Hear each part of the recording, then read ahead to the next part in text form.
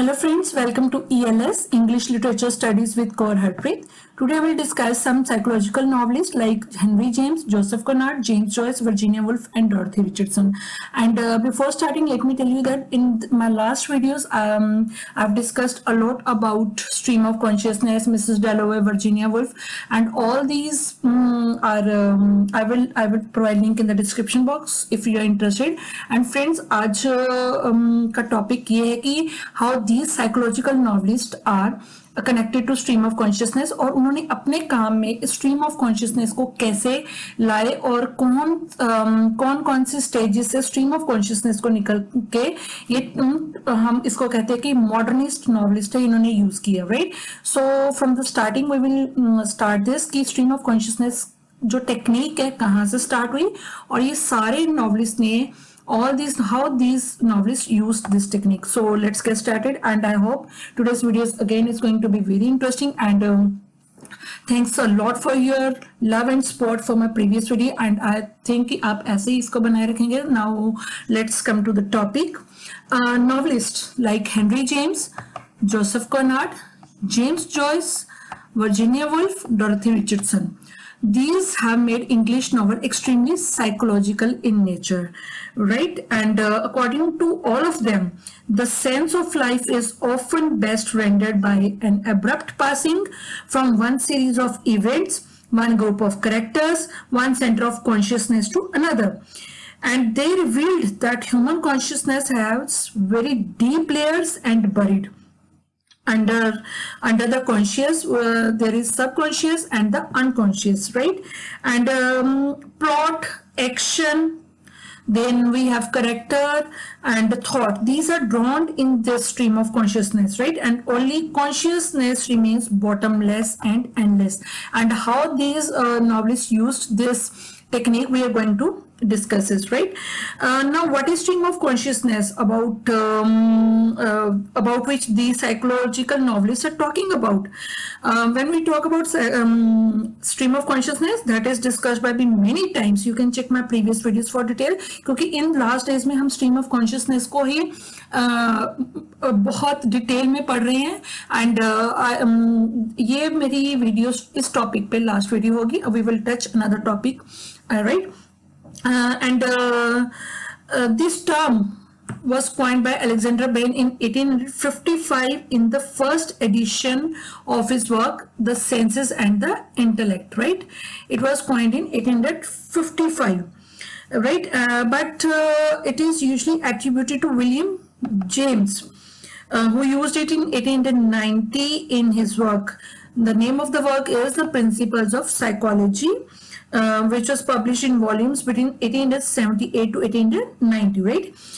We can say this work is his one of the first attempts to acknowledge the inner life of the mental processes, right? And for William James, it is a flowing thing as a stream. So he said that let us call it a stream of thoughts. The phrase stream of consciousness was widely used in the early 20th century. William James became all important for these young writers. He was the first one who expressed the contents of a character's mind without interruption from the narrator, right? And this was a radical turn in literature, turn away from realism and conventional narrative prose. In 1918, the novelist May Sinclair first applied this term, and this technique is fully developed by modernists, and the term was first applied in a literary context in The Egoist, April 1918, by May Sinclair in relation to the early volumes of Richardson's novel sequence Pilgrimage, right? This term was applied by May Sinclair in relation to the early volumes of Dorothy Richardson's novel sequence, and the name of that novel was Pilgrimage. Development of this technique with reference to 18th and 19th centuries already discussed, right? And if you want, you can check my previous videos. Next we will talk about Henry James, right? Firstly, first of all, it was Alexander Bain, then William James, then May Sinclair, and now it is Henry James. right? Henry James, when we talk about him, he has been suggested as a significant precursor. His work, Portrait of a Lady, 1881, right? And he had his influence on later stream of consciousness writers, and these writers included Virginia Woolf also. She not only read Henry James novels, but Virginia Woolf also wrote essays about them, right? And in England, such writers as Henry James, Richardson, Conrad made remarkable experiments with this mode, which paved the way for James Joyce and Virginia Woolf to master this field, right? They paved the way. इन्होंने एक जिसको कहते हैं ना एक नींव तैयार कर दी इंग्लैंड में, जैसे हेनरी जेम्स, रिचर्डसन और जोसेफ कॉनार्ड, इन्होंने एक नींव तैयार कर दी जो कि जेम्स जॉयस और वर्जीनिया वुल्फ के लिए बहुत ही helpful thing to master this field, right? In such novels, we have as Portrait of a Lady, then Wings of the Dove, The Golden Bowl by Henry James. Henry James, we can say Henry James presented a complex, unauthorized prose style, quite akin to that of the proper stream of consciousness novelist, right? There were many earlier precursors, and the technique is still used by contemporary writers, right? Stream of consciousness. This writing is usually regarded as a, we can say, as a special form of interior monologue, right? And it is characterized by associative leaps in thought.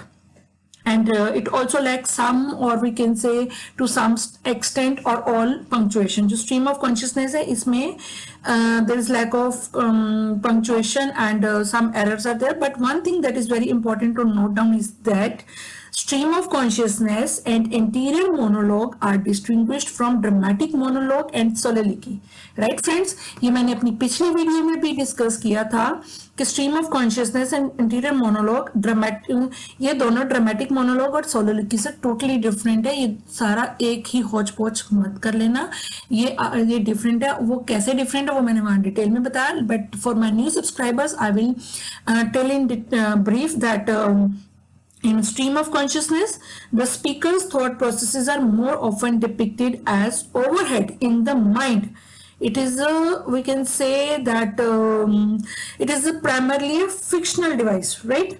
Now come back to main topic. Next we have Dorothy Richardson, right? Dorothy Richardson. Richardson, though seldom read today, but she was widely read and discussed in her own time, right? अब नहीं इतना पढ़ा जाता, but she was widely read in her own times. She is an, we can say, influential English writer whose stream of consciousness style influenced James Joyce and Virginia Woolf also. पिछले अभी मैंने कहा है कि they paved the way for Virginia Woolf and James Joyce, right?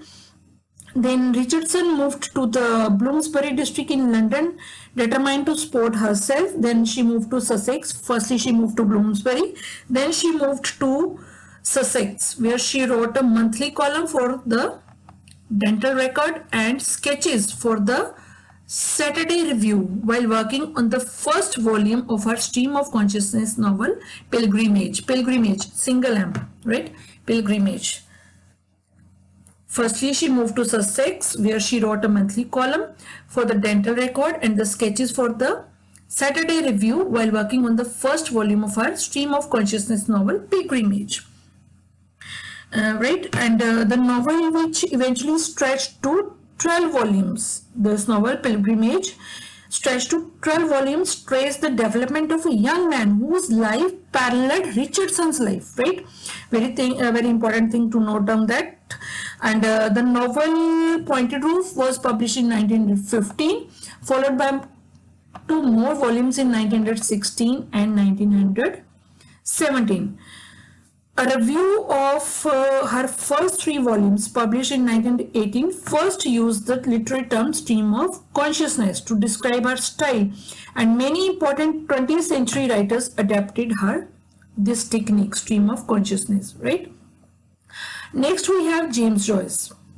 James Joyce was a major pioneer in the use of stream of consciousness. Stream of consciousness novels and stories from various authors began to appear steadily from about 1914 onwards and continue to this day. But we can say it is James Joyce who is generally considered as the king of the genre. His book Ulysses and these two works are, we can say, both these works are looked as masterpieces, right? And through this technique, Joyce shows us the thoughts of some characters and explains their action. The characters' thoughts are shown to us unedited, and we are able to connect their thoughts and actions to make better judgment about their character traits, right? I'm repeating myself that how James Joyce introduced stream of consciousness, what was his style to use this stream of consciousness, that with the help of this technique, through this technique, James Joyce shows us the thoughts of some characters. He shows us the thoughts of some characters and explains their action, and the characters' thoughts are shown to us unedited, and we are able to connect their thoughts and actions to make better judgment about their character traits. This is the way of James Joyce, right? Now friends, two novelists are left, Joseph Conrad and Virginia Woolf. I have already discussed Virginia Woolf in detail, and if you are my regular subscriber, you can skip that part. But for my new subscribers, my next novelist after Joseph Conrad will be Virginia Woolf, right? Now come to Joseph Conrad, a Polish British writer, one of the great novelists to write in the English language.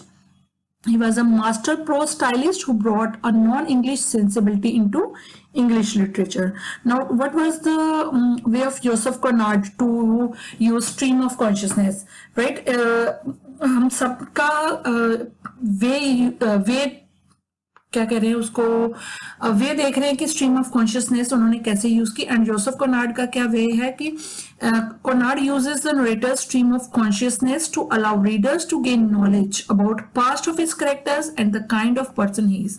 Now this is his way of using this technique, right? And Conrad, we can say